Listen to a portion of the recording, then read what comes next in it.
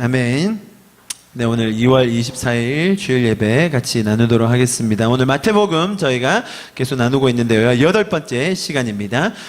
지난주에 저희가 예수님께서 사단에게 시험을 받으시는 장면을 보았습니다. 예수님께서는 그 장면을 통해서 이 땅에 오신 목적을 분명히 하셨습니다. 그것은 가난을 퇴치하는 것이 아니었습니다. 질병을 치유하는 것도 아니었습니다. 기적을 베푸는 것도 아니었어요. 세상에서 가장 큰 권력을 차지해서 영향력을 끼치는 것도 아니었습니다. 사람들이 신앙과 하나님에 대해서 그런 오해를 가지기 쉽죠. 그럴 때 오히려 예수님께서는 가장 인격적으로 일하셨습니다. 우리와 관계 맺기 원하셨고요. 우리와 동행하기 원하셨습니다. 함께 스토리를 만들어가기 원하신 것이죠. 그것이 가장 궁극적인 목적이요 의미이기 때문입니다. 창조주와 인격적으로 관계를 맺으며 그분이 계획하신 뜻과 그 원리를 이 땅에 구현하며 나누며 사는 것, 또 그분의 그 선하신 원리대로 누리며 섬기며 나누는 삶. 여러분 듣기만 해도 흥분되지 않습니까? 우리가 선한 것을 찾으려고 또 선한 것을 만들어내려고 노력할 필요가 없어요. 왜냐하면 하나님이 선하시기 때문이에요. 하나님과 동행하는 것이 선이기 때문이에요. 선하다, 진리이다 라는 것을 정의 내릴 수 있는 분이 하나님이시기 때문입니다. 그러한 궁극적인 의미를 방해하는 것이 있었으니 그것이 바로 죄였습니다. 죄. 예수님의 시험 사건은 우연히 뜬금없이 예수님의 사역의 시작 부분에 위치한 것이 아니었습니다. 사단이 얼마나 교활한지 우리가 잘 알죠. 예수님을 시험하러 왔을 때 말을 거는 족족 구약에 있는 말씀 구절을 가지고 시험을 했습니다. 사단이 얼마나 교활한지 모르죠. 저희는 말씀을 잘 모를 때가 많지만 사단은 말씀을 다 알고 그것을 하나씩 왜곡하면서 쓰죠. 이단이 제일 잘하는 게 그런 거지 않습니까? 그죠? 그러면서 가장 본질적인 부분, 우리 신앙의 인격성, 또 내 자아의 정체성, 그리고 우리 인생의 목적에 관해서 아주 미묘하게 그것을 왜곡해서 예수님을 시험했었습니다. 그 죄의 근본과 맞짱을 뜨시는 것이 예수님의 사역에 시작하신 그런 부분이었습니다. 그냥 맞짱 뜬 것도 아니었죠. 인간의 육신을 입고 줄 수 있는 최대한의 수를 접어주고 맞짱을 뜨셨습니다. 사단을 조롱하는 것이었죠. 예수님이 40일 금식하셔서 힘든 상태로 그런 아주 곤고한 상태로 아주 어려운 상태로 사단의 시험을 받으셨다가 아니라 예수님은 사단을 조롱하시는 거였어요. 왜였죠? 가장 완벽한 환경에 있었던 아담과 하와는 인간의 그 자유의지와 그 선택의 결과에 대한 이해가 깊지가 않았어요. 하나님이 주신 것을 너무 단순하게 당연한 것으로 받아들였습니다. 그러다가 이 죄의 유혹이 왔죠. 어떤 유혹이었습니까? 스스로가 선과 악을 선택해봐라 라는 그 치명적인 유혹 앞에, 그 제안 앞에 하나님적인 것과 죄적인 것을 분별하지 못했어요. 그러나 예수님께서는 가장 혹독한 상황에서, 육신으로 겪으시는 가장 혹독한 상황에서 사단과 대면하심으로 그 결과를 뒤집기 위해 오셨고, 그리고 우리를 위해 시험을 받으심으로 우리에게 모범을 보이시며 그분이 일을 하시기 시작하신 겁니다. 많은 사람들이 이렇게 얘기하면 묻습니다. 아니 뭐 신이라면서 하나님이라면서 뭘 그렇게 복잡하게 하시냐고, 그냥 사단 안 만들면 안 되냐고, 하나님이 사단 만들어서 악이라는 걸 만들어서 이렇게 복잡하게 십자가 지시고 죽으시고 인간들 어려워지고 뭐하러 그렇게 하시냐고, 하나님 너무 비효율적이시고 또 그렇게 하셔 놓으시고는 또 안 믿으면 지옥에 간대, 너무 독재적이고 독단적인 것 아니냐고 사람들이 많이 묻습니다. 일리가 있는 말입니다, 여러분. 복음의 한 면만 알고 하나님의 마음을 한쪽만 보면 꼭 이런 해석이 나옵니다. 여러분 잘 기억하십시오. 하나님은 악을 만드시지 않으셨어요. 하나님은 악이라는 가능성을 열어두셨어요. 이해하시겠죠? 하나님이 악이라는 것을 창조하신 게 아니에요. 하나님은 악이 생길 수도 있는 가능성을 열어두신 거예요. 왜냐하면 그 가능성이야말로 사랑의 전제가 되기 때문입니다. 여러분 아무도 독재 국가를 좋아하지 않습니다. 아무리 그 독재 국가에서 우리는 가장 합리적이고 가장 선한 것을 추구한다라고 한들 여러분 독재 국가에서 살고 싶으십니까? 왜 살기 싫냐면 거기는 자유가 없기 때문이에요. 인간은 하나님의 형상으로 지어진 인간은 우리가 선택하고 그 선택에 대한 대한 결과를 책임지도록 하나님의 형상대로 지음을 받았어요. 그렇기 때문에 우리는 독재라는 말 자체를 싫어하죠. 여러분, 하나님은 그런 억압적인 상황을 만드신 것이 아니라 우리가 선택할 수 있는, 비록 그 선택의 결과가 악이라고 할지라도 그 가능성을 열어두신 거예요. 누구를 위해서? 우리를 위해서. 우리가 독재받으며 억압받으며 마치 로봇처럼 움직이는 것이 아니라 사랑하는 존재, 내가 선택할 수 있는 존재로 지으셨다는 것이죠. 그렇게 하나님의 사랑은 놀라웠습니다. 이렇게 하나님께서 만들어주신 이런 상황에서 인간은 악을 선택합니다. 하나님을 떠나는 것을 선택합니다. 인간이 하나님의 마음과 그분의 원리를 모른 채 그 결과로 인하여 신음하고 고통받고 있습니다. 그런데 하나님께서는 그런 죄적인 결과를 그냥 두지 않으시고 그분의 선하신 성품에 따라 그런 악의 선택, 무지의 선택, 죄적인 선택도 그냥 두지 않으시고 선용하시는 분이 우리의 하나님이십니다. 우리가 알지 못할 때 가르쳐 주기 원하시고, 우리가 병들어 아파할 때 치유해 주기 원하시고, 우리의 죄악 속에서 영혼의 생명을 잃은 채 죽어 있을 때 그분 스스로를 찢으셔서 살려주기 원하시는 분이 오늘 우리 말씀에서 본 예수님의 모습이었습니다. 오늘 본문을 통해서도 이러한 하나님과 예수님의 성품, 그분들의 인격과 하셨던 일들을 발견하는 시간이 되기를 축복합니다. 네, 오늘 말씀을 읽으시면서 아마 기존에 여러분 많이 들어오셨던 그런 해석과 설교와 가르침들이 생각이 나셨을 겁니다. 어떤 부분이 가장 기억에 나셨습니까? 오늘 말씀 읽으면서 빛이 비추었다. 흑암에 앉은 그늘에 있는 그 사람들에게 빛이 비추었다. 또 회개하라. 또 그 예수님이 제자를 부르셨던 장면에서 그들이 곧 그물을 버려두고 애비도 버리고 가더라. 뭐 이런 장면 우리 많이 들었지 않습니까?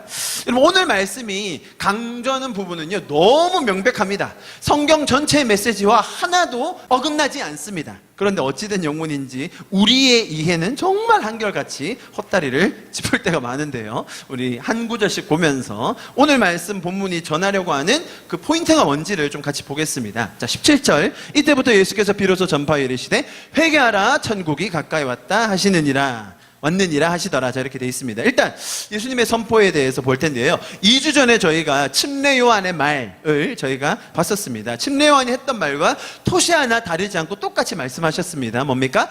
회개하라 천국이 가까이 왔느니라 입니다. 여러분, 침례 요한은 그 말을 듣는 사람들에게 회개할 것을 촉구했습니다. 그렇죠? 이 독사의 자식들이라는 표현을 서슴지 않았고, 또 회개에 합당한 열매를 맺어오라고 아주 윽박을 질렀습니다. 자, 그렇다면 동일한 표현을 쓰셨던 예수님도 과연 그 침례 요한과 같은 뉘앙스로 동일한 의미로 이야기하셨을까요? 한번 살펴보겠습니다. 자, 이 표현을 좀 같이 보기 위해서 중요한 단어의 정의를 좀 먼저 보면 좋겠는데요, 가장 중요한 단어는 회개와 천국이겠죠. 예수님의 선포 중에서 회개와 천국. 여러분들도 이 회개와 천국에 대한 각자의 개념, 이해, 정의를 가지고 있을 겁니다. 뭐 짧게 말할 수도 있고, 어떤 분들이 이런 걸 가지고 논문을 쓰시기도 하죠. 다 다를 것입니다. 그럴 수 있습니다. 자, 그렇다면 예수님이 가지셨던 이 두 단어에 대한 개념이 무엇이었을까요? 앞으로 이제 예수님께서 이 천국에 대한 설명들 계속 마태복음에서 정말 많이 풀어주십니다. 비유를 통해서, 설명을 통해서 우리가 그 전체적인 것을 볼 것입니다. 자, 그런데 예수님이 이렇게 말씀하실 때 이제 예수님의 의도가 있어요. 예수님의 그 가진 뜻이 있다고요. 이 말씀하실 때 이 예수님의 뜻을 당시 이것을 듣는 사람들이 이해했을까요? 못했을까요? 예수님이 가지셨던 그 회개에 대한 의미, 천국에 대한 의미를 사람들이 이해했을까요? 못했을까요? 정답은 전혀 몰랐다입니다. 심지어 제자들도 알았을까요? 여러분, 제자들 중에 우리 잘 아는 스토리 있잖아요. 야고보와 요한의 어머니가 예수님한테 찾아가가지고 이제 치맛바람 막 일으키잖아요. 우리 아들 오른쪽 왼쪽에 좀 앉아달라고. 그 장면이 어디 나오냐면 마태복음 20장이 나와요. 20장. 지금 저희가 4장 보고 있는데요, 이제 28장까지 있잖아요. 20장 거의 이제 말미쯤 가서 무슨 말이냐면, 예수님과 한창 사역하고 가르침 듣고 그렇게 가까이 지냈던 사람들이 지금 그 소리 하고 있는 거예요. 뭐 그거야 어머니의 치맛바람이다 쳐도, 그럼 나머지 10명의 제자들이 저 어머니 왜 저러시나, 그런 거 아닌데 이렇게 했나요? 아니면 저놈들이 우리보다 선수를 쳐? 라면서 화를 냈나요? 아시죠? 그러니까 무슨 말이냐면 가장 옆에서 예수님 옆에서 듣고 따라다니고 뭐 따로 불려가서 얘기 들은 그 사람들도 이해 하나도 못했어요. 여러분, 예수님께서 죽으시고 부활하시고 심지어 성령이 오시기 전까지 그들은 예수님이 가르치셨던 거에 대해서 이해를 전혀 못했습니다.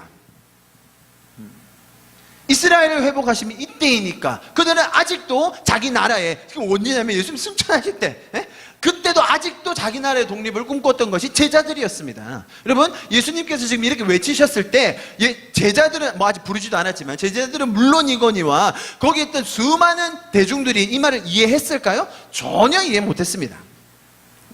자, 시간 관계상 제가 조금 빨리빨리 넘어가 볼게요. 먼저 천국이라는 단어 좀 초점 맞춰볼까요? 마태복음에서는 지금 천국이라고 얘기했고요. 다른 부분에서는, 다른 성경에서는, 예를 들면 마가복음에서는 뭐라고 되어 있냐면 똑같은 거예요. 그죠? 14절 15절 이르시되 때가 찼고 하나님의 나라가 가까이 왔다. 그죠? 아까는 천국이 가까이 왔다. 여기서는 하나님의 나라가. 마태복음은 1차적으로 유대인들을 향해 쓴 글이다 보니까 유대인들은 하나님이라는 단어를 입에 담는 것조차 아주 두려워해요. 그래서 Kingdom of Heaven이라고 했고 여기서는 Kingdom of God이라고 이렇게 썼어요. 아시겠죠? 그래서 천국, 하나님의 나라, 동의어라고 볼 수 있겠어요. 이해하시겠죠? 자, 이런 두 가지 단어를 우리가 기억하고 이제 한번 보겠습니다. 예수님의 말을 들었던 사람들은 1차적으로 그 지역적인 상황을 볼 때 유대인들이라고 볼 수 있습니다. 유대인들이 바라고 꿈꾸고 소망해 왔던 천국, 메시아는 어떤 상태를 원하는 거였냐면 로마 제국으로부터 자기들이 식민지로 살고 있는데 그 억울하고 한스럽고 답답한 세월을 끝내고 우리를 국가적으로 정치적으로 독립시켜줄 한 사람, 초인, 메시아, 그것이 구원, 천국이라고 생각했습니다. 유대인들은 다분히 그렇게 믿고 있었습니다. 그죠? 그래서 유대인들은 1차적으로 예수님의 말을 들은 유대인들은 예수님께서 천국이 가까이 왔다라고 했을 때 당연히 그렇게 들은 거예요. 아, 이제 우리가 독립할 때가 되었나? 라고 생각한 거죠. 자, 여러분, 공교롭게도 제가 이 설교를 준비하는데 이번 주가 3.1절이 있는 주입니다. 3.1절. 2월이 짧으니까요. 그죠? 또 공교롭게도 올해 3.1절은 100주년을 맞이하는 시간입니다. 아주 저에게 의미하는 바가 크죠. 그렇다면 연결해서 제가 한 가지 질문 드려볼게요. 지금 3.1절 100주년을 맞아서 각계각층에서 정말 모든 분야에서 모든 종교와 뭐 기관 정치 할 것 없이 모두 다 이 3.1절을 지금 부각하면서 자신의 존재감을 드러내려고 하더라고요. 우리가 그때 뭘 했는지 아냐고 우리가 뭐 다들 그래요. 자, 한 가지 질문 드려볼게요. 지금 유대인들의 이 천국에 대한 개념과 연결시켜서 한번 생각해 보겠습니다. 하나님께서는 한국이라는 나라가 일제 치하에서 식민지로 살 때 독립하기를 원하셨을까요? 당연히 원하셨죠. 질문을 또 이렇게 뭐 이상한 얘기 하려고? 당연히 원하셨죠. 왜요? 한 나라가 다른 민족, 다른 나라를 식민지로 억압하는 것은 하나님께서 인간을 지으신 원리가 아니에요. 하나님의 디자인이 아닙니다. 너무 자명한 원리입니다. 그렇죠? 그래서 한 나라와 한 민족과 한 국가 개인이 하나님이 주신 그 자유함 안에서 사는 것, 하나님이 지으신 디자인입니다. 그런데 그것을 어그르고 거슬러서 한 국가가 이기적으로 자국의 이익만을 위해서 식민지로 한다는 건 잘못된 겁니다. 그렇죠? 이해하셨죠? 하나님은 당연히 대한민국이 독립하기를 원하셨습니다. 그런데 문제는 뭐냐면 이런 상황에 처해 있을 때 사람들의 모든 관심과 초점이 그것만 이루어지면, 독립만 되면 내가 죽어도 여한이 없고 내 인생의 모든 의미가 다 이루어지는 거고 그것만 되면 나는 한이 없으리라 라는 생각을 많이 한다는 거예요. 맞는 말이기도 해요. 어떤 분들은 정말로 독립을 위해서 목숨을 버리셨고 그것 하나로 내 인생의 모든 의미와 가치를 두신 분들이 있죠.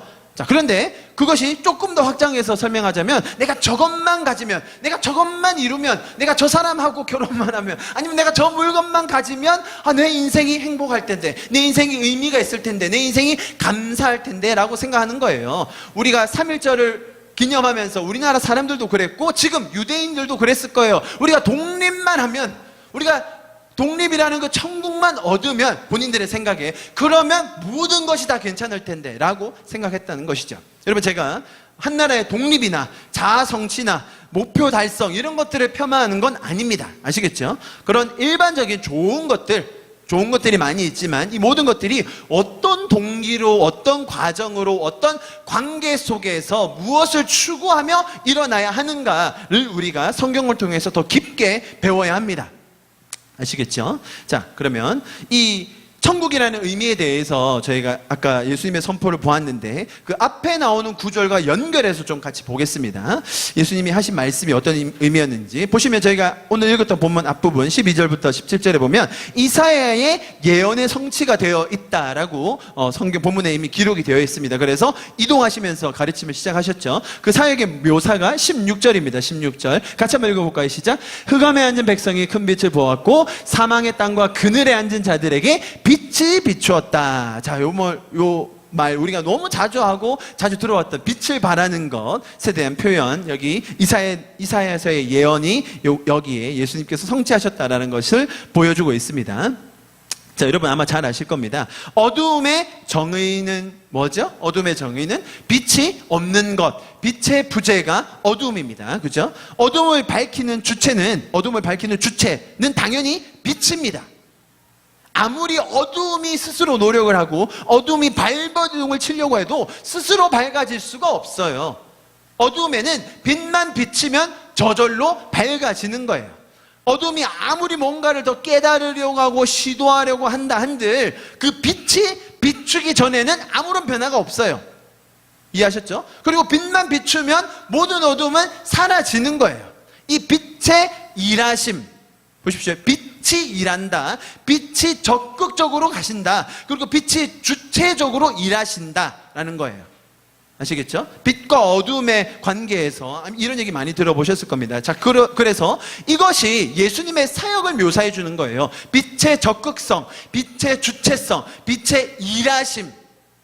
빛이 일한다는 거예요. 어둠을 물리치기 위해서. 어둠이 뭔가를 애쓰고 어둠이 뭔가를 노력해야 된다는 게 아니라 빛이 우리에게 비추어졌다는 거예요. 그래서 어둠이 물러간다. 어둠은 없어진다는 것이죠. 자, 인간의 노력으로 어둠의 상태에 변화를 가져올 수 없어요. 스스로 자기가 생각을 아주 비약적인 발전을 했다고 해서 막 뿌듯해하고 있을 때 사실은 어둠 안에서 일부 전진한 것 뿐이지 아직 그 빛의 찬란함과 영광은 아주 조금도 맛보지 못한 상태예요. 자, 그것이 이 죄로 인하여 단절된 하나님과 인간의 관계에 대한 묘사라는 거예요. 이 어둠의 상태, 그늘에 앉아있는 사람들에게 예수님께서 빛으로 오신다는 거죠. 자, 이런 상황 속에 예수님께서 빛으로 오십니다. 우리를 빛으로 인도하기 위해서 오세요. 빛이 되셔서, 스스로가 빛이 되셔서 인간이 할 수 없는, 상상할 수도 없는, 꿈꿔보지도 못한 그 영광의 빛을 우리에게 비춰주시는 거예요. 자, 성경은 이렇게 예수님의 일하심, 하나님의 적극성, 그분의 주체성에 대해서 계속 강조합니다. 예수님의 일하심에 대한 기록이에요. 인간은 계속해서 무지 속에서, 죄악 속에서 배신하고 오해하고 시기하고 질투하며 죽음의 길로 향하고 있을 때에 하나님께서 일하심으로, 예수님께서 십자가를 지심으로 우리가 살게 되었고 천국을 경험하게 되었고 생명을 나눌 수 있는 사람이 된 거예요. 자, 다시 한번 강조드립니다. 여러분, 다른 어떤 종교에도, 다른 어떤 사상, 세상의 가르침에는 신이 인간을 위해서 일한다, 신이 인간을 섬긴다, 신이 인간이 잘 되기 위해서, 인간의 그 평안과 기쁨과 감격적인 삶을 위해서 신이 자신을 낮추어서 일한다는 개념은 없어요. 없습니다. 예. 그런데 기독교에서는 심지어 그 신이라는 창조주가 인간의 육신을 입고 우리를 섬기기 위해서, 살리기 위해서, 어둠을 물리치기 위해서 우리를 위해 죽으시고 일하셨다는 것이 기독교의 메시지입니다. 예수님께서는 그처럼 고귀하고 위대한 일을 우리를 위해서 일하신 것입니다. 그래서 우리가 천국의 삶을 살 수 있도록 만들어주기 원하세요. 이제부터 이제 4장 오늘 끝인데요. 5장부터 우리가 잘 아는 이제 팔복과 산상수훈 나오지 않습니까? 이제 거기서 성도의 삶이 얼마나 멋진 것인가를 이제 보여주게 될 겁니다. 차근차근 저희가 볼 거고요. 자, 그렇기 때문에 보십시오. 지금 제가 이 빛에 대한 묘사를, 설명을, 빛의 이 성격과 빛이 어떻게 일하는지, 빛과 어둠의 관계를 말씀드렸죠. 자, 그리고 나서 이때부터 17절에 보시면 그 설명 예언을 이루고 나서 이때부터 예수님께서 뭐라고 하세요? 회개하라, 천국이 가까이 왔다. 자, 그렇다면 이 회개하라, 천국이 가까이 왔다는 우리에게 회개를 촉구하시는 것이 아니라는 거예요. 어둠한테 회개를 촉구한다는들 자기가 뭘 하겠어요? 어둠과 빛의 관계를 생각해 보시라는 거죠. 제가 설명드렸지 않습니까? 빛이 비춰야, 빛을 봐야 어둠이 사라지는 거지. 회개 안 하면 구원 못 받고 회개하면 복 준다가 아니라는 거예요. 예수님이 하시는 말씀의 포인트는 거기가 아니라는 겁니다. 예수님은 우리에게 천국이 가까이 왔음을 알려주고 선포하고 계신 거예요. 강조는 거기라는 거예요. 참고로 한 가지만 제가 좀 흥분을 가라앉히기 위해서 설명을 드리겠습니다. 여기서 말하는 천국은 흔히 우리가 옛날부터 한국교회에서 말하는 천당이 아닙니다, 여러분. 천당 뭔지 아시죠? 천당. 저기 구름 위에 있는 저기 흰색 수염난 할아버지 하나님이 앉아 계시고 우리는 이렇게 날개짓 하면서 옆으로 가가지고 이제 같이 뭐 하프 연주하고 천사들이 막 이렇게 나팔 보고 뭐 이런, 거기가 천당이잖아요. 우리 옛날에 할머니들이 믿었던, 내가 거기 간다, 천당에 간다. 다 그렇게 믿었습니다, 우리나라에서. 왜냐하면 우리가 가지고 있던 그 유교적인 관념이 그런 거기 때문이에요. 여기서 만약에 천국이 천당의 개념이라면 말이 안 됩니다. 천당이 가까이 왔다. 지금 어디 있는 천당이, 장소가 가까이 왔다는 얘기가 아닌 거 아시겠죠? 예수님께서 하시는 말씀이 회개하라, 천국이 가까이 왔다. 여기서 말하는 천국은 우리가 생각하는 그런 장소적인 개념, 하늘 저기 있는 어떤 천당의 개념이 아닙니다. 이해하시겠죠? 전혀 아닌 거 아시겠죠? 자, 그거 하나 수정하고요. 자, 하나님께서 일하심에 대한 결과, 예수님께서 이 땅에 오셔서 우리에게 주시기 원하시는 그 결과, 제가 지난주에 설명드렸었는데요. 처음의 상태, 하나님이 보시기에 좋았더라라고 말했던 그 상태로 돌아가는 것, 그게 뭐예요? 하나님과 막힘없이 소통하고 하나님과 아무런 장벽 없이 교제할 수 있는, 그분의 원리대로 살 수 있는 그 힘과 능력, 죄를 이기고 살아가는 그 기적과 같은 하나님의 나라, 천국이 가까이 왔다는 예수님의 그 소망의, 약속의 선포인 거예요, 이것은. 자, 이거를 거꾸로 해석하면 어떻게 되냐면 예수님께서 우리에게 회개를 촉구하신다고 듣는 거예요. 이제 저기, 자, 천당, 저기 천국, 그리고 천당, 천국하고 뭐가 연결되냐면 심판이 연결돼, 심판. 그래서 천당, 심판이 가까이 왔으니까 이제 시간 얼마 안 남았어, 너희들.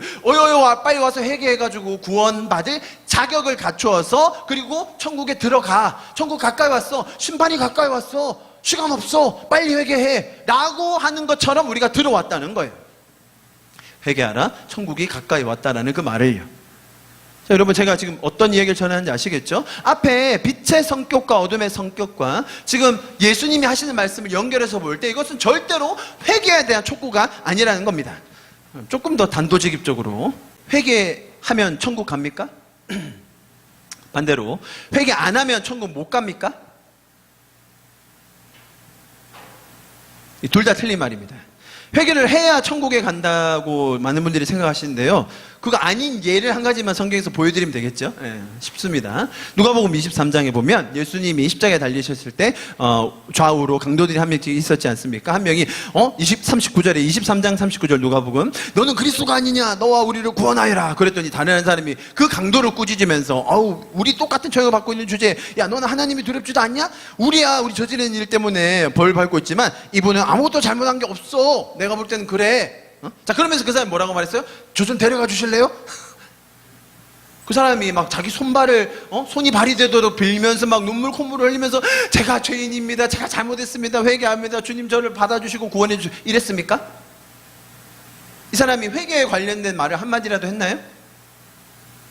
안 했죠. 자, 그때 예수님의 반응, 오늘 네가 나와 낙원에 있으리라. 자, 이제 이러면 이제 디펜스가 되는 거죠, 그죠? 제가 이 논지를 반박했습니다. 회개해야 천국 간다? 아니에요, 여러분. 천국은 예수님께서 우리에게 이루어 주시는 결과예요. 우리가 회개를 해야만 천국에 간다는 게 아니에요.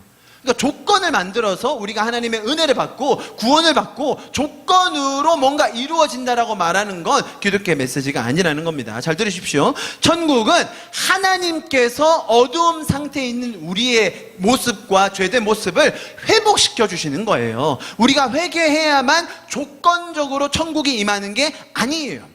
회개해야만 하나님께서 우리를 받아주시는 게 아니에요. 천국은 예수님께서 일하심 그 사건으로 우리에게 주어지는 결과입니다. 결과. 우리가 천국의 삶을 누리며 살 수 있는 그 능력과 힘을 예수님께서 우리에게 주신 거예요. 성령과 동행하며 우리는 하나님의 원리를 배워가며 그 천국을 누리며 나눌 수 있는 자가 되었다라는 것이 우리가 오늘 들은 메시지입니다. 여러분, 회개는 그러면 뭐냐? 회개는 내가 지금까지 선택해왔던 이 죄적인 선택들, 죄적인 마음들이, 세상의 가치관들, 이 더러운 내 안에 있는 관념들을 보면서 야, 이거 뭐야? 이렇게 좋은 천국의 삶이 있었네. 이렇게 복된 하나님의 말씀이 있었네. 이렇게 은혜로운 하나님의 성품과 그분의 인격이 있네. 와, 내가 지금까지 저거 왜 따랐지? 내가 지금까지 저거 왜 했지? 야, 정말 저 더럽고 치사하고 정말 사람을 죽이는 저 원리들, 세상의 가치관들 나 이제 다시는 따라가나 봐라. 퇴. 자, 여러분 따라해 주세요. 퇴. 이게 뭐라고요? 회개.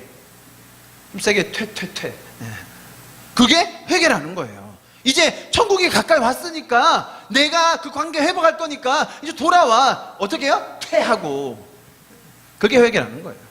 자, 조건이 아닌 거 아시겠죠? 이것을 조건으로 붙여서 우리가 천국을 소유한다. 조건으로 붙여서 은혜를 얻어낸다는 게 아주 잘못된 거예요.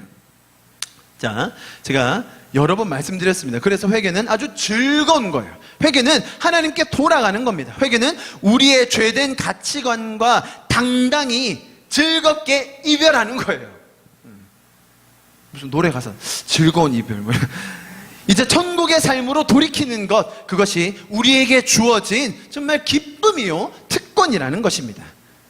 그런 기쁨의 회개를 여러분 더 경험하시기를 축복합니다. 어떻게 경험할 수 있습니까? 하나님의 원리가 얼마나 놀라운지를 보면 내가 따랐던 그 세상의 가치관 보면서 야, 저건 아니잖아 하면서 돌아가는 그 즐거움.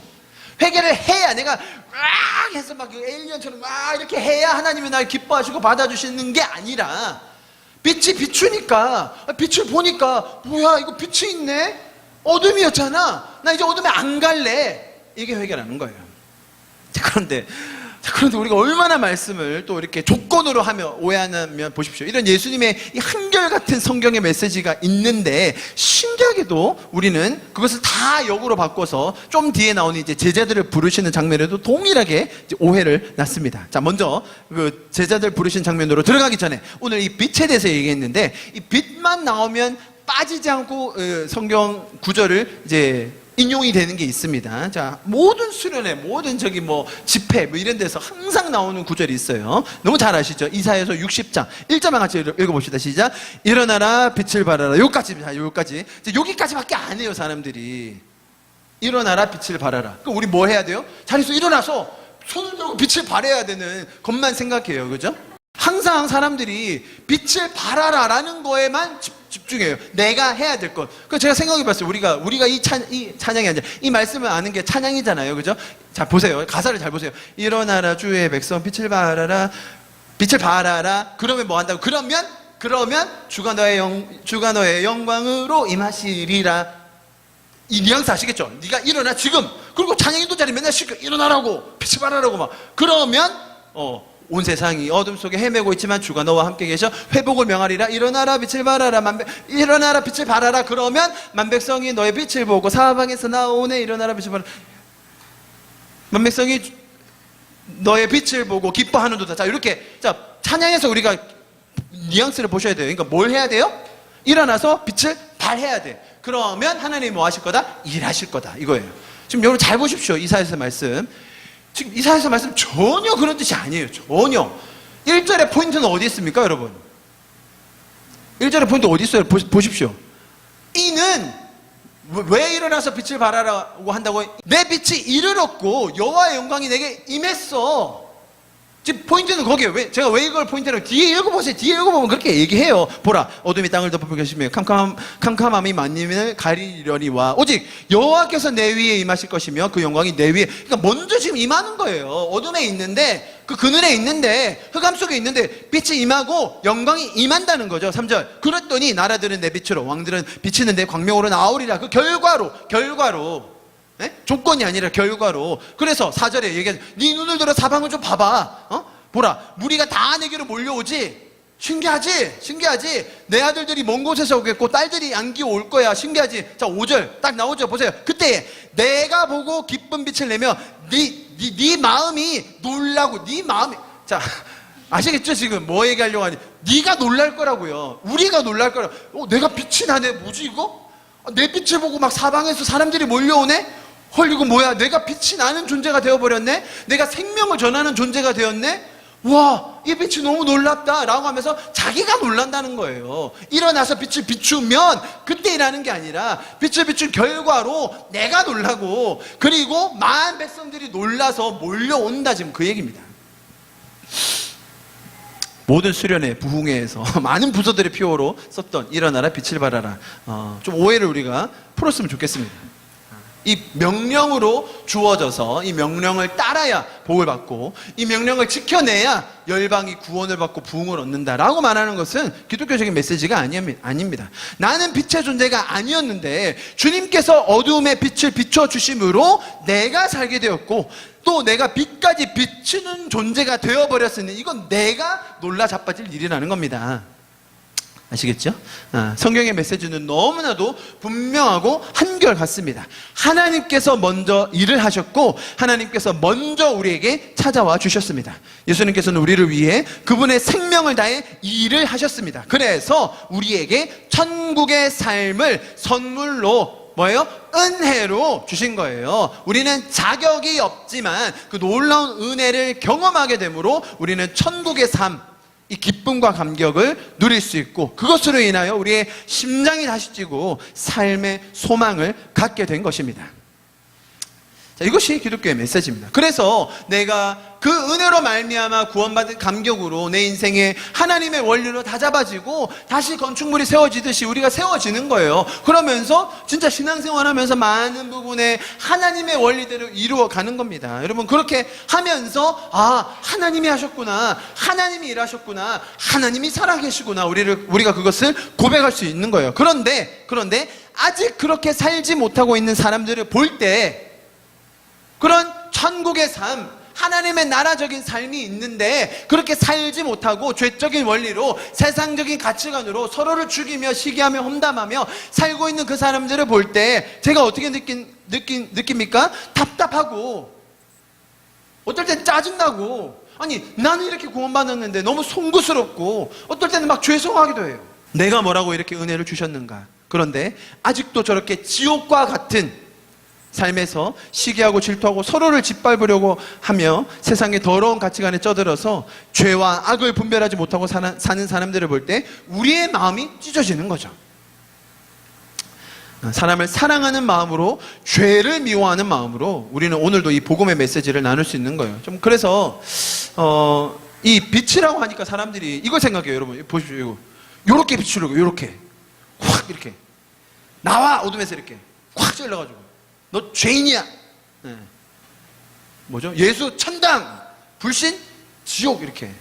이거예요. 예수 천당, 불신, 아유, 죽어버려. 아유, 이거예요, 이거. 신학자들이 이렇게 얘기했어요. 레이저 빛을. 그러니까 지금 여기서 말하는 빛을 어떤 사람은 레이저로 비춘다, 레이저로 비추면 눈이 멀어버려요, 여러분. 이거 눈이 멉니다. 조심해야 됩니다, 이거. 그러니까 빛을 비출 때 마치 나는 의롭고 나는 잘났고 나는 맞는데 난 천당 갈 거거든, 넌 지옥이야. 그러면 예수 천당 불신 지옥을 보고 사람들이 뭐라고 마음에 느낄까요? 아이씨, 재수없어, 짜증나. 지는 천당 간다네, 우리는 지옥 간다네, 잘 먹고 잘 살아라, 아이씨. 100이면 100 다 그렇게 느끼지 않겠어요, 여러분? 제가 뭐 직접적으로 비판하지는 않았지만 저는 그런 분들을 매우 존경합니다. 그러나 그 방법에 있어서는 바꿔야 합니다, 여러분. 복음의 메시지가 그런 게 아니에요, 사실은. 그분들의 진짜 담력과 용기와 그 그 소명과 사명을 저는 충분히 이해하고 존중합니다. 저도 그렇게 많이 해봤습니다, 여러분. 예, 캠퍼스에서 제가 소리 많이 질렀고요. 아주 뭐 제가 많이 해봤습니다. 지하철에서도 해봤고요. 뭐 할 수 있는 건 다 해봤어요. 그런데 그게 보니까 자기의예요, 자기의. 내가 그렇게 하고 있다는 걸로 인하여 내가 의로워져요. 그럴 때가 참 많아요. 복음이 말하는 빛은 이 레이저 빛이 아닙니다, 여러분. 레이저 빛. 정말 우리가 빛을 먼저 받아 내가 빛이 되어 내가 놀라서 내가 감격해서 어둠 속에 살고 있는 사람들을 가서 안아주는 것이 그리스도인의 삶인 줄 믿습니다. 오늘 성경은 예수님께서 이 빛을 이루시는 이사야의 예언을 통해 회개하라 천국이 가까이 왔다라는 것을 너무나 분명하게 설명해 주고 있는 것입니다. 자, 다음 장면 보겠습니다. 우리 너무나 잘 아는 예수님께서 제자들을 부르시는 장면입니다. 18절부터 22절인데요. 자, 여기에서 우리가 너무 많이 들어와서 여기에서 강조점이 어딘지 여러분 잘 아실 겁니다. 강조되는 단어가 어디입니까? 한번 짚어보세요. 제일 강조되는 단어, 요 본문으로 설교를 들 때 제일 강조되는 단어, 곧 그리고 그물. 야, 그물이 뭡니까? 생계, 직장 뭐 이런 거 아닙니까? 그리고 뭐예요? 버려두고 따르니라. 또 나중에 더 심하게 배와 아버지를 버려두고. 그러니까는 상징하는 게 뭐예요? 가족. 뭐 예수 따르려면 뭐 생계고 가족이고 뭐고 그냥 다 버리고 따라야 한다. 뭐 이런 거. 그렇게 얘기를 많이 하죠. 자, 요런 단어들이 강조되니까 어떤 적용이 나오냐면 예수님이 제자를 뽑으시는데 아무나 뽑으시겠냐? 그리고 예수님을 따라가기 위해서 아무나 갈 수 있겠냐? 자, 예수님의 제자가 되기 위한 조건이 있다는 거예요. 첫 번째, 즉각적으로 반응하는 사람, 곧이라고 했으니까 민기적거리는 사람 하나님께 쓰임받지 못하는 거예요. 목사님이 집사님 이거 해주세요 라고 하면 군소리 하지 말고 네 하고 순종하는 사람을 하나님이 좋아하신다. 아멘. 많이 들어오셨죠, 그런 얘기. 어디 목사님 말하면 그냥 네 하고 순종하는 거지. 뭐 질문하고 뭐 딴소리하고 군소리 하지 말라고요 라고 하는 말을 은근히 이렇게 돌려서 곧 이렇게 순종해, 빨리 즉각적으로 순종하라고 강조합니다. 두 번째, 긍정적인 사람. 예수님이 아직 아무런 약속을 주시지 않았어요, 지금 제자들한테. 그런데 약속도 주시지 않았는데 생계와 가족을 다 버리고 이 긍정적인 마음과 이 소망의 믿음의 눈을 팍 봐서 따라갔다는 거예요. 여러분, 지금이 힘드시죠? 아직 뭐 아무런 뭐 보인 게 없으시죠? 우리가 건축만 하면 여러분 걱정하지 마세요. 우리가 한건 하는 겁니다. 할렐루야. 이렇게 얘기하죠. 그러면서 약속을 믿고 끝까지 신실하게 따라가야 된다고 강조합니다. 마지막으로 가장 소중한 것, 제가 뭐였습니까? 생계, 자기 커리어, 직장, 가족 이런 거 가차없이 다 버리고 더 가치 있는 그게 뭐예요? 천국. 야, 말이 되죠? 천국을, 천당을, 그 소망 예수님을 따라가는 사람. 그래서 우리한테 가장 소중한 게 뭐겠습니까, 여러분? 지갑에 뭐 들어있습니까, 여러분? 지갑에 회개하지 않으면 회개하지 않은 걸 회개하라고 이렇게 돈, 시간, 명예, 열정, 젊음, 심지어 가족도 다 내팽개치고라도 하나님을 따르세요. 이 열정페이의 원조가 교회예요, 교회. 기독교를 이토록 천박하고 모순적이고 폐륜적으로 만들지 마십시오. 지금까지 이렇게 말하면 뭐 어디 멀리 가지 지금 제가 말씀드린 이런 적용으로 가면 뭐 어디 멀리 갈 필요 있습니까? 여러분, 제자들을 부르신 조건이 즉각 순종, 긍정, 뭐 소중한 거 다 갖다 버리는 사람. 아니, 복음서에만 봐도 지금 모순되는 게 너무 많지 않아요? 여러분, 떠오르는 장면들이. 제자들이 즉각적으로 한 게 있죠. 배신. 즉각적으로 배신하죠. 뭐 얄짤없이 배신합니다.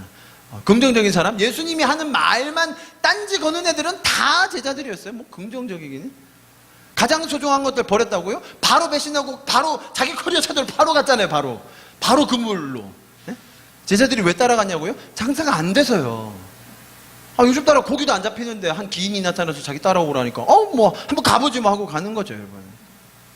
여러분, 우리가 열심히 살자, 민기적거리지 말자, 긍정적으로 살자, 군소리 하지 말고 따르자, 더 큰 걸 위해 더 큰 걸 위해 소소한 걸 버리자, 포기하자.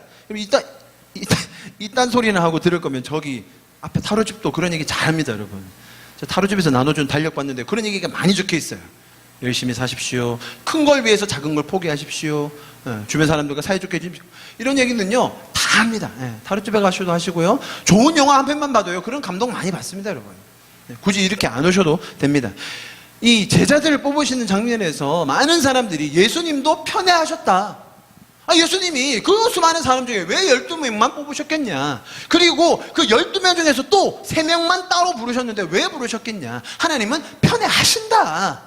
그리고 그 편애 안에 들려면 우리가 노력을 해야 된다 라고 당당하게 얘기해요. 그걸 뭐라고 부르냐면 은총신학이라고 불러요. 은총신학. 은총. 하나님이 특별히 부어주시는 favor 들어보셨죠? favor. 은총. 그걸 받아야 은총만 있으면, 그리고 또 거기 산당에 더 발전하면 하나님의 은총이 있다고 생각해 보세요. 세상에 막힐 일이 없어요. 뭐 이딴 소리 하고 있어요. 나 좀 화나. 기독교는 편애하는 종교. 그리고 거기서 뭐 인간적으로 아니 어떻게 하나님 편애, 이 인본주의적인 걸 받냐고 이렇게 막 또 다그쳐요. 뭐라고? 하나님은 하나님의 주권대로 하신다고, 선택하신다고. 여러분 잘 들으세요. 하나님이 편애하세요. 누구를 뽑으셨는지 아세요? 제일 띨빵한 애들 뽑으셨어요. 제일 띨빵한 애들. 제일 믿음 없는 애들, 제일 순종 못하는 애들, 편애하셨어요. 제일 띨빵한 애들 뽑으셔서 걔네들 변화시키려고 편애하셨어요. 됐어요? 제일 믿음 없고 제일 무식한 애들 뽑으셔서 걔네들 변화시켜야겠다. 그런 은총 주셨어요. 맞아요. 그들이 잘해서 잘나가지고 준비 많이 해서 선택받았다고요? 그럼 말이 되는 소리를 해야죠. 기독교에서 그런 편애를 한다고요? 안 믿어 나는. 말이 됩니까 이게? 예수님께서 그렇게 하셨다는 게? 지금 여러분 보십시오. 다시 앞에 보세요. 이 18절에서 22절에 제일 강조되는 표현, 제일 강조되는 구절이 어딥니까 여러분? 19절 아닙니까? 19절 말씀하시되 나를 따라오라. 누가요? 누가? 내가 너희로 사람을 낳는 어부가 되게 하리라. 너 가서 준비해오고 너 가서 열심히 하고 한번 열심히 해봐. 그러면 내가 사람 낚는 어부가 될지 멸치 낚는 어부가 될지 내가 판단해줄게. 이런 소리 하는 게 아니라 내가 너로 끝까지, 네가 배신하고 날 떠나가도, 네가 다시 네 직장으로 돌아가도, 네가 날 모르고 부인해도 내가 만들어내겠다고. 여러분 오늘 베드로를 부른 장면이잖아요. 베드로가 나중에 배신하고 떠났을 때, 물고기 잡고 있을 때 예수님이 다시 찾아오신 장면에서 베드로가 막 빌면서 회개하면서 눈물 콧물 흘리면서 회개했을 때 예수님이 찾아오셨습니까? 아니면 아무것도 모르는 건 베드로한테 찾아가셔서 미리 고기 구워주시고 미리 위로해 주시고, 네가 날 사랑하지? 그래도 네가 날 사랑하지? 내가 너로 끝까지 찾아가서 내가 너로 사람 낳는 어부가 되게 할 거야. 여러분 이 전체 구절에서 강조가 어디냐는 거예요 도대체. 곧은 장사 안 되니까 따라간 거고, 아버지 버린 건 생각 없이 버린 거고.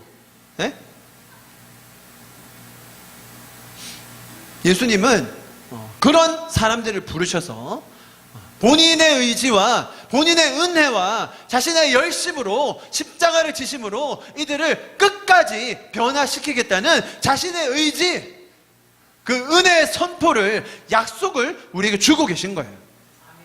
제자들을 뽑으시면서 조건 걸고 면접 보고 편애해가지고 했다는 그런 세상적인 얘기 하지 말라고. 여러분 오늘 구절은 너무나 한결같이 처음부터 끝까지 하나님이 어떤 일을 하시는가, 예수님이 이 땅에 오셔서 일하심으로 나타날 결과가 무엇인가를 우리에게 설명해 주고 있는 겁니다. 우리에게 조건을 달고 우리가 이런 일을 하면, 이러이러한 일을 해내면, 내가 이러한 존재가 되면 그때 인정받고, 내가 이러이러한 수고를 해내면 하나님이 그때 나를 사랑하시고 상 준다는 얘기가 아니라, 하나님이 도대체 왜 오셨으며 예수님이 일하심으로 어떤 결과가 일어나는지에 대한 그 설명과 선포를 우리에게 너무나 명백하게 보여주고 계신 것입니다.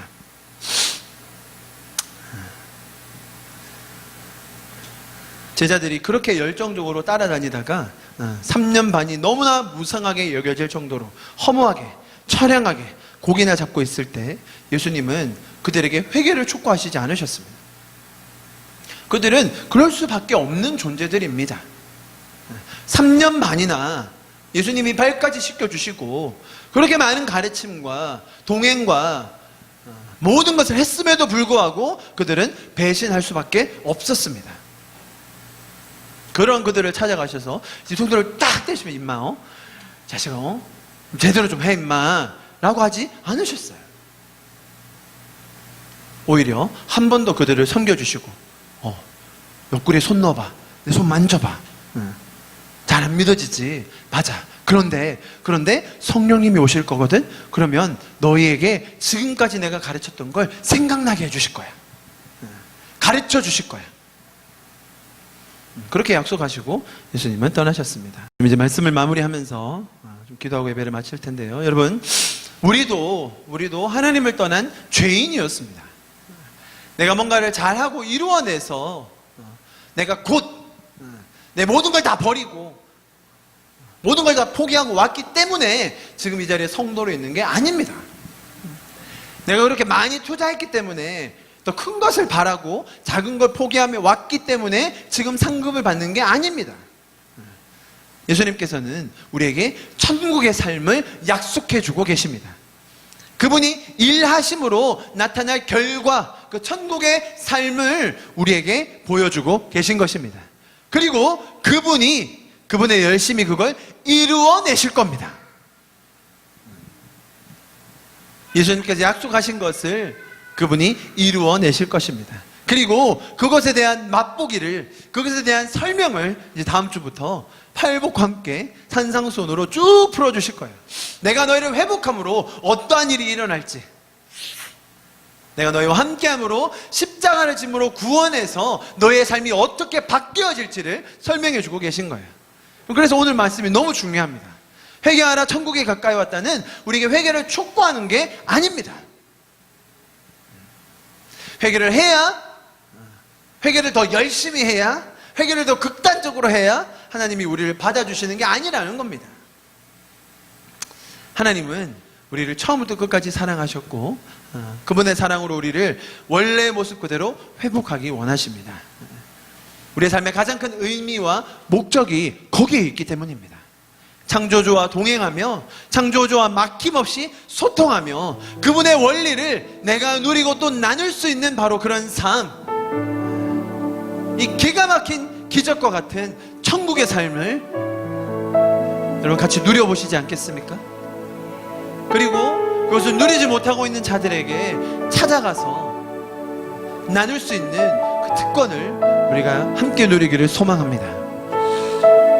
우리 시간 같이 기도하고 예배를 마치겠습니다. 기도하실 때 주님, 그렇습니다.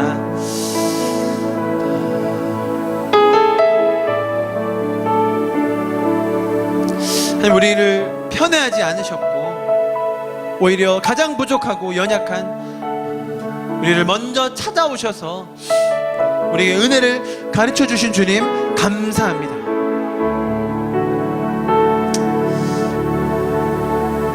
주님께서 먼저 빛으로 찾아오셔서 우리가 어둠에서 구원함을 받았습니다.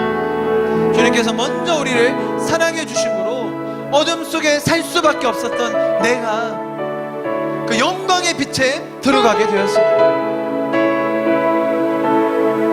내가 세상 가치관에 쩔어서 내가 아무것도 할 수 없을 그때에 주님은 나를 빛으로 불러주셨습니다. 제자 삼아 주셨습니다. 면접 보고 시험 쳐서 선발하신 것이 아니라 주님께서는 은혜로 우리를 불러주셨습니다. 우리가 그 은혜에 감격하며 감사하며 살기를 소망합니다.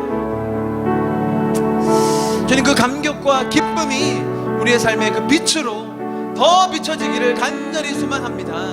주님께서 비춰주시고 놀라운 영광의 빛이 내 삶 속에, 내 이웃에게, 내 가족에게, 내 직장에 주님 더 흘러가기를 간절히 소망합니다. 영광의 빛 되신 주님, 더 그 찬란한 빛을 우리의 삶 가운데 비춰 주시옵소서. 주님, 주님의 그 영광의 놀라운 이름이 우리의 삶 가운데 더 드러나게 하여 주시옵소서. 우리에게 마지막으로 우리의 삶을 주님 앞에 올려드리며 기도하며 예배를 마치도록 하겠습니다. 기도하시겠습니다. 주님, 감사합니다. 주님, 같이 찬양합시다. 빛나는 왕의 왕,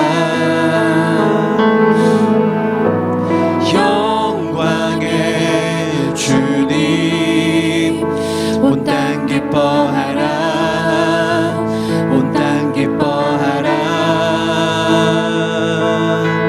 광채의 옷 입고 어두운 물리쳐 저 원수는 떠내, 저 원수는 떠내.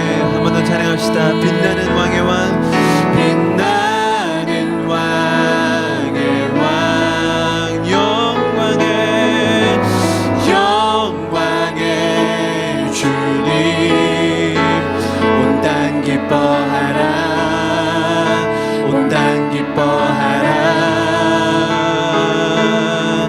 광채의 옷 입고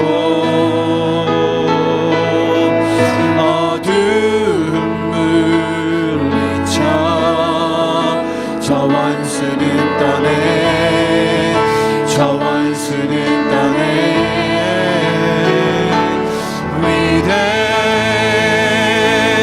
위대하신 주 찬양의 위대하신 주 모두 알게 되리라.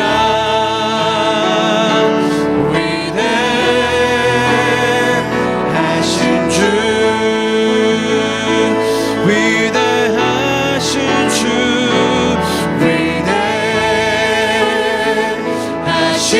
주 찬양의 위대하신 주 모두 알게 되리라.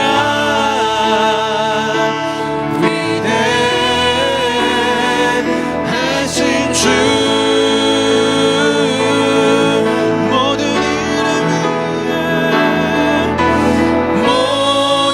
이름 위에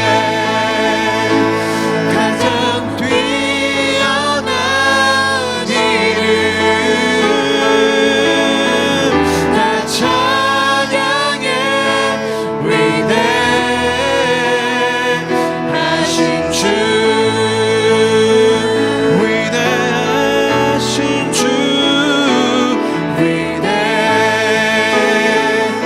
위대하신 주 찬양의 위대하신 주 모두 알게 되리라.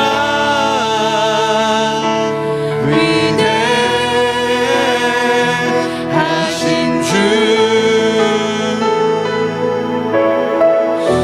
아멘. 위대하신 주님을 찬양합니다.